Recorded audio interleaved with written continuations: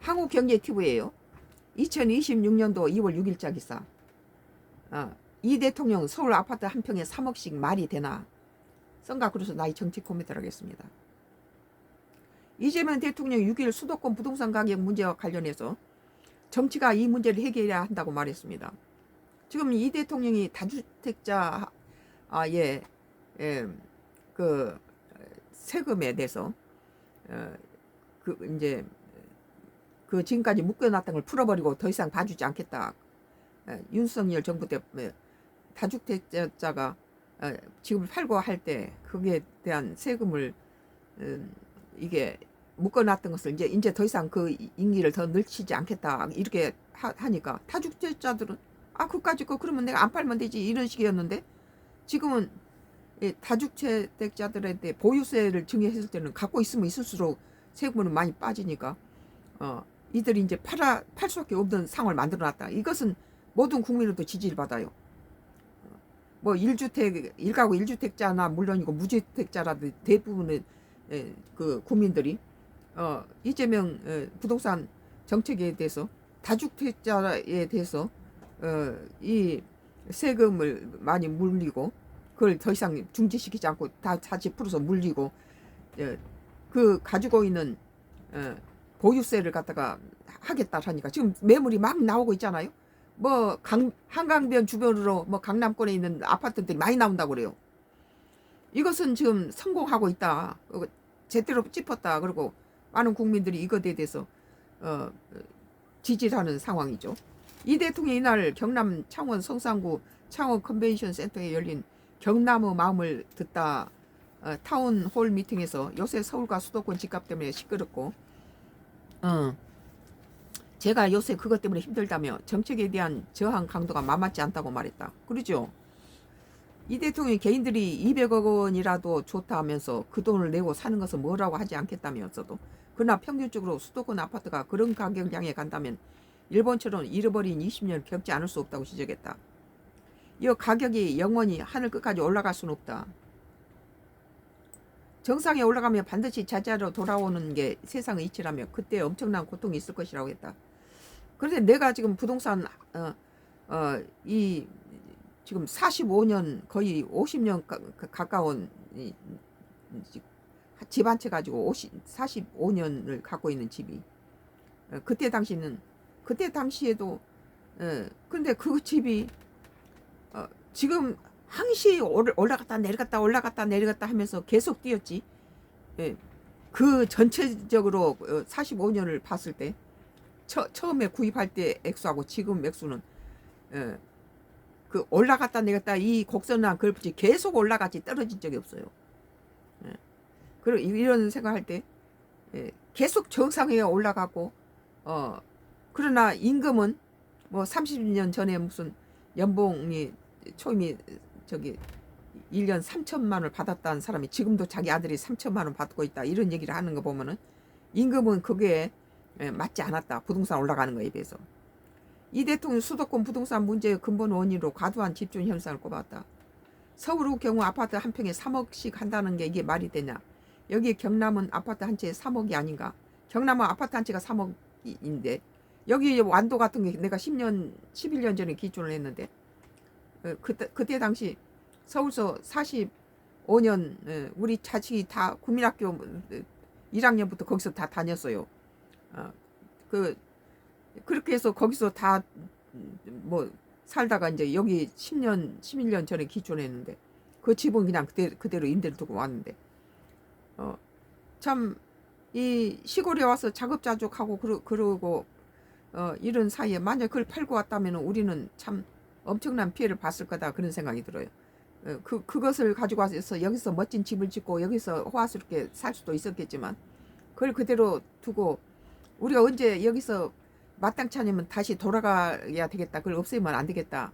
그리고 아이들이 어려서부터 그런 어린 애들부터 키워서 그만큼 50대가 될 때까지 살았던 집인데 그거 파는 것은 또 그 친정 부모가 사주신 그런 유산인데 그걸 없애면 안 되겠다 싶어서 그대로 뒀는데 뭐 지금 그것을 가지고 팔아버리고 여기 뭐 지방에 갔다가 무슨 뭐 별장 뭐 짓고 뭐 하고 이랬더라면 호의호식하고 잘 살았더라면 잘 살 수는 있겠지만 그것이 지금 현대에 돌아가는 데서 우린 낙오드가 됐을 거다.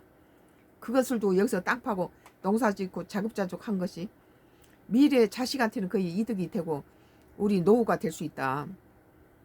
지금 당장 편한 게 아니라 우리가 자식 어린 시절부터 자라고 거기서 살았던 그것들이 아이들도 간혹씩 와서는 그 묘목부터 심었던 나무들이 커서 과일이 열리고 그런 걸 보면서 그 단독주택이기 때문에 결혼해서 뒤들 부부 맞벌이서 아파트를 사서 사는데 간혹씩 이렇게 옛날 자란 그 집에 와서는 뭐 전지도 해주면서 보면서 그런 걸 해상도 하고 그 이제 집이 많이 낡았지만은 이런 서울 아파트 한 채 값이 다른 지역 아파트 한 동을 산다는 얘기가 있다고 그러는데 뭐 가격이 영원히 하늘까지 올라갈 수 없다. 정상에 올라가면 반드시 제자리에 돌아오는 게 세상 이치라는데 부동산은 그렇지 않더라고요. 올라갔다 하면서 계속 제자리에 돌아온 적은 한 번도 없어요. 계속 올라갔지. 그래서 부동산에 투기한 사람들은 우리같이 한 채를 가진 사람은 올라봤자 그 값이고 내려갔자 그 값이고 그거 팔아서 줄여서 뭐 강북으로 가거든지 저기 지방으로 내려간 건 몰라도 그 집 하나는 별 의미 없어요. 부동산은. 그래 두 채 세 채 가지면 한 집은 놔두고 나머지는 뭐 100만 원짜리가 200만 원이 되면 절반이 올라버리니까 엄청난 부 상승이 막 폭이 커지죠. 지방의 구조적 악순환도 지적했다. 이 대통령이 지방에는 사람이 직장이 없어 떠나가고 기업은 사람이 없어 지방으로 오지 못한다. 뭔가 잘못된 것이라 했다. 그런데 내가 이제 서울에서 강남에서 이렇게 살다가 뭐 한 50년 가까이 살다가 다시 이렇게 지방에 내려와서 이렇게 있는데 뭐 지방에 불편한 점도 있어요. 뭐 지방 우리가 사는 이 동네는 좀 덜해요. 내가 서울서 저 기촌할 때 뭐 그 저기 저 의료용 쓰레기에 던져도 주워가지도 못하는 게 헌옷들을 다 줄서 들고 왔어요. 와서 이것을 저 2,300평 땅을 가지고 일구고 막 와서는 무슨 집을 수리하고 뭐 이런 저기 저 기구를 농기구를 사고 그러지 않았어요. 나는 여기서 살아보고 안 되면 다시 서울집으로 가겠다는 그런 것이 있었기 때문에 관망을 하면서 그냥 몸빼 입고 그냥 곡괭이로 파고 그냥 호미로 파고 뭐 우리 그냥 손으로 농사를 지었죠. 그러고서 이제 먹거리들은 그 서울집에서 뭐 베란다에다가 뭐 또 1층 손바닥만한 정원에다가 강남 집값들이 땅값이 비싸니까 정원들이 그렇게 여기처럼 2,300평 이렇게 크질 않잖아요. 그런 데서 그냥 땅은 좁은데 큰 나무들이 많다 보니까 울창했죠. 그래서 뭐 호박도 심고 거기다가 뭐 여러 가지 뭐 오이도 심고 뭐 상치도 심고 뜯어먹고 감이니 호두니 심어서 이렇게 살았는데 여기 와서는 이렇게 이런 농사를 지으면서 자급자족하면서 그 좀 고생스럽긴 해도 여유롭고 풍족해요. 서울에서 조금 뭐 아침에 일어나서 이렇게 이 베란다에 나가서 바구니에다가 그날 먹을 거 먹거리들을 저기 과일 뭐 토마토나 이런 거 따서는 아침에 주스로 마시고 치커리나 이런 상치 이런 거 따다가 이렇게 야채 샐러드 하고 이랬는데 여기서는 뭐 리어카로 갖다가 실어다 창고가 그냥 꽉 차서 온 집안이 꽉 채울 정도로 뭐 고구마나 감자나 무슨 뭐 고추 무슨 양파도 하도 많이 하면 이웃들 나눠주기도 하고 자식들이나 친척 주기도 하고 마늘 이런 것들 전부 34가지를 심다 보니까 서울에서 서울은 팩에 조그맣게 해서 백화점 마트에 가면은 아주 두서너 개 넣어가지고 엄청 비싸게 파는데 여기서는 뭐 이래 가축 사료로 그냥 뭐 호박이나 뭐 고구마나 막 당근 이런 가축 사료로 줘버리잖아요. 이런 풍성함도 있고 고생스럽긴 하죠. 땅 파야 되니까. 그러나 그러다 보면은 그거 서울 집 팔아가지고 지방에 와서 지방 땅값도 그 11년 전에는 10,000원씩 했어요. 10,000원씩. 10,000원씩 했는데 지금은 뭐 한 40만 원 올라갔으니까 지방에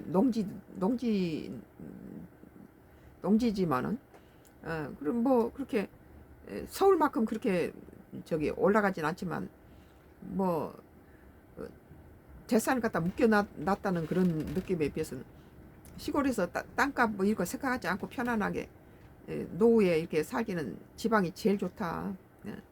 뭐 완도 같은 경우는 공기도 맑은 데다가 바닷가에 먹거리가 풍부하고 신선하고 또 우리 밭에서 작물은 전부 무공해고 해풍 맞아서 건강에 좋은 먹거리가 나오니까 참 우리가 결혼 막 해서 저기 저 강원도 경상북도하고 강원도 경계선에서 살았는데 거기는 영하 30도씩 막 내려가고 아주 추운데요.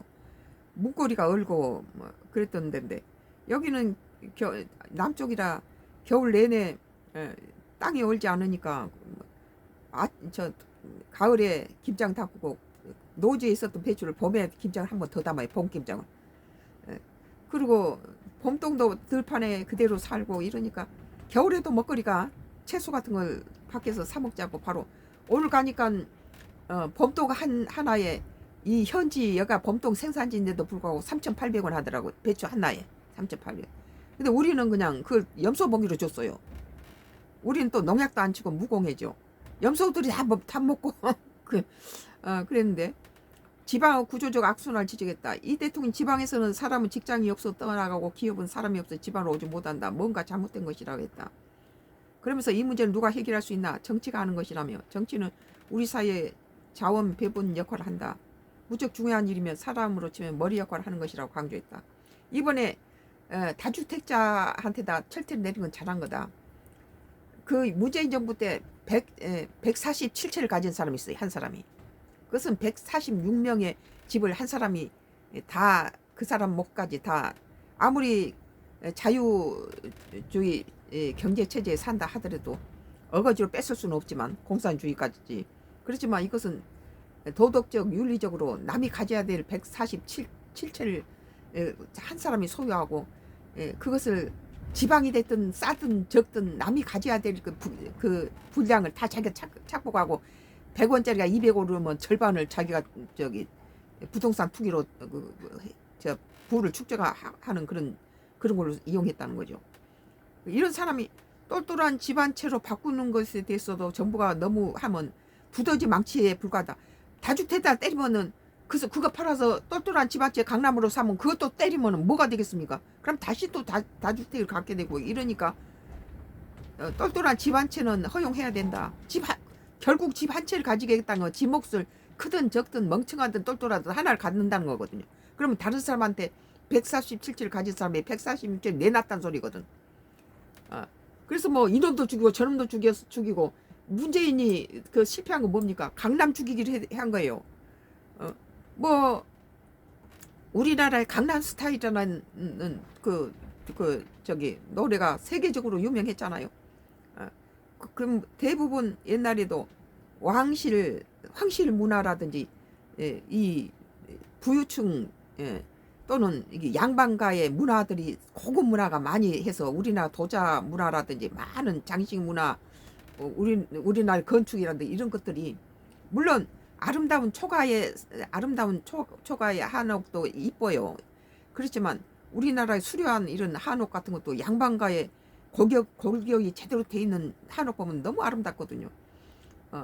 중국이나 일본이 따라올 수 없는 독특한 그런 아름다운 성과 살아있는 성과 이 공간을 합류하고 있는 그런 철학적인 그런 선을 지니고 있어요. 우리 건축 공간이 가지고 있는 것은 그냥 건물 자체에서 물에서 끝나는 게 아니라 거기에 이 공간의 접합 부분이 이 우주를 포함하고 있다는 거예요.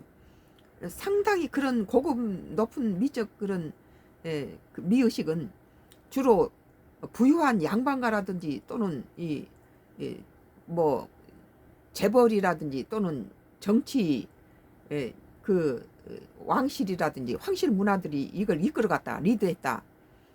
그런 측에서 못하면 강남 스타일이 강남이 무조건 갖다 강남 스타일이라는 노래가 세계적으로 유명한 거고 강남이 어떤 데인가 하고 많은 외국 사람들이 와서 강남 스타일 저기 그 동상이 있는데 가수 동상이 있는데 가서 사진 찍고 그러잖아요.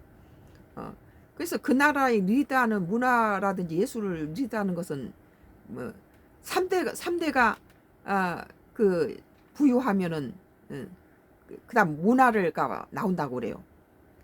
예술 문화는 3대가 부유하게 밥 먹고 살만 해야 그다음 예술이 나오지. 배고픈 서민들에서는 문화 예술이 발전하기 힘들다는 거죠. 먹고 살기 힘들어서. 그러나 3대가 부유하게 살았을 때 그다음에 아름다운 문화 예술 뭐 이런 창조적인 그런 것에 관심을 두기 시작한다는 거죠. 3대가 그런 측면에서 본다면 지금 강남 죽이기는 뭐 강남도 잘 살고 강북도 잘 살고 농촌도 잘 살고 도시도 잘 사는 그런 나라가 돼야지. 뭐 강남 사람은 무조건 강남이 다 부자가 아니에요. 우리들 같은 경우는 중산층에 부자도 아니고 가난하지 않고 중산층인데 문재인 정부에 들어서 전부 갖다 세금을 뭐 7, 8가지를 새로 세금을 내고 뜯어가고 이 짓을 하니까 중산층이 서비로 추락을 해버렸어요. 명부만 뭐 부동산이라고 세금만 많이 뜯어가지 실생활은 밑으로 추락을 시켜놨다는 거예요. 뭐 그리고 지금 진보가 갖다가 이 정치를 장악하면 전부 강남 죽이기 뭐 재벌 죽이기 지금 기업들이 벌어서 지금 우리나라 이 여러 가지 끌고 나가지. 뭐 노동자 기업이 죽어버리고 공장을 문닫는데 노동자가 노란 복두파하고 상법하면 뭐합니까? 기업을 죽여놨는데 황금알을 나는 거위에서 황금알을 낳아서 그걸 배분해서 살아야지. 그 거위를 잡아 죽여버리면 영원히 그 거위는 황금알을 낳지 못하게 되죠. 그리고 결국은 노동자들도 없어지는 거죠. 오늘 서울 아파트 한 평에 3억이 말이 되나. 그런데 옛날에 참 명동 땅 한 값 하나가 무슨 금보다 비싸다 그런 적이 있었는데 그것은 참 세계적인 추세로 올라갈 수밖에 없어요. 부동산은.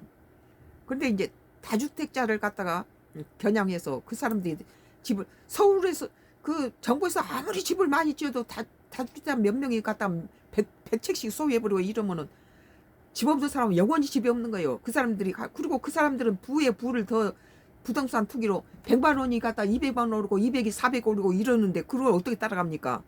그런데 보험급은 뭐 50대 그 저기 정년퇴직을 앞두고 있는 그 가장이 저기 자식들을 20대 30대 자식들은 취직을 못 해가지고 50만 원짜리 알바를 하고 또 아들 하나는 취직했는데 한 달에 다 세금 때문에 300만 원 미처 못 된다는 거예요. 그러면 이 아버지는 자기가 뭐 30년 전에 그 했을 때 봉급이 연봉이 3천이었는데 자기 연봉은 똑같다는 거예요. 300만 원 한 달에 300만 원 못 된다는 아들이나 30년이나 똑같은데 부동산은 그게 아니라는 거죠. 오늘 한국경제TV 2020년 2월 6일자 기사 썬가 그루스 나의 정치 코멘트는 이 대통령 서울 아파트 한 평에 3억씩이 말이 되나 에 대한 나의 정치 코멘트를 했습니다.